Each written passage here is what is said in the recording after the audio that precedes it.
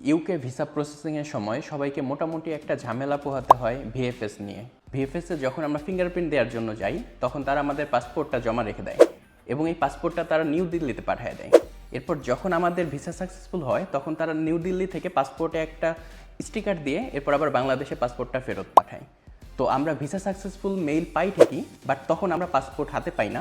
Passport কালেকশনের জন্য আমাদের আরেকটা মেইলের অপেক্ষা করতে হয়, এরপর আমরা পাসপোর্ট হাতে পাই। এখন ধরেন কোনো একজন স্টুডেন্টের অলরেডি ক্লাস শুরু হয়ে গেছে, তারপর সে তার ভিসার ডিসিশনটা পেয়েছে, এখন তার ইমিডিয়েট ফ্লাই করা দরকার, বাট সে ফ্লাই করতে পারে না কারণ তার হাতে তার পাসপোর্টটা নাই। পাসপোর্ট কালেকশন মেইল আসবে, তারপর সে পাসপোর্টটা কালেক্ট করতে পারবে। তো এইখানে অনেকটা সময় নষ্ট হয়ে যায়। কিন্তু জুলাইয়ের 15 তারিখের পর থেকে এই ঝামেলাটা আর থাকছে না। তারা তাদের সিস্টেমে পরিবর্তন এনেছে, এই পাসপোর্টে স্টিকারের সিস্টেমটা তারা উঠাই দিচ্ছে। জুলাইয়ের 15 তারিখের পর থেকে যারা ভিএফএসে যাবে ফিঙ্গারপ্রিন্ট দেওয়ার জন্য, তারা ফিঙ্গারপ্রিন্ট দেওয়ার সাথে সাথে তাদের পাসপোর্টটা ফেরত পেয়ে যাবে। পাসপোর্ট জমা রেখে আসতে হবে না। এরপর যখন তাদের ভিসার কোনো ডিসিশন আসবে সেটা ডিরেক্ট তাকে মেল করে জানিয়ে দেওয়া হবে। এক্ষেত্রে যেহেতু স্টুডেন্টদের সময় বাঁচবে, তাদের ভোগান্তি দূর হবে, এমনকি ভিসা প্রসেসটা আরও দ্রুত হবে।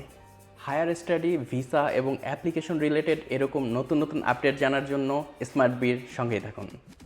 ধন্যবাদ।